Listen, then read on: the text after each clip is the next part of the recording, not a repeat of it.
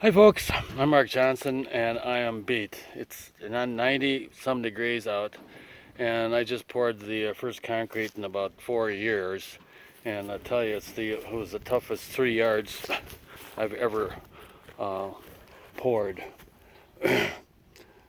We're doing this concrete work so we can put up a small building here to cover up all this ugly uh, HVAC equipment, which is spoiling the looks of this nice barn. We're gonna put a little shed there and side it with the same type of siding as on the barn, and put lots of ventilation in it so the stuff doesn't overheat. But that was a real pain working around that hanging air conditioning unit. I'm gonna go home and lay in a tub full of ice.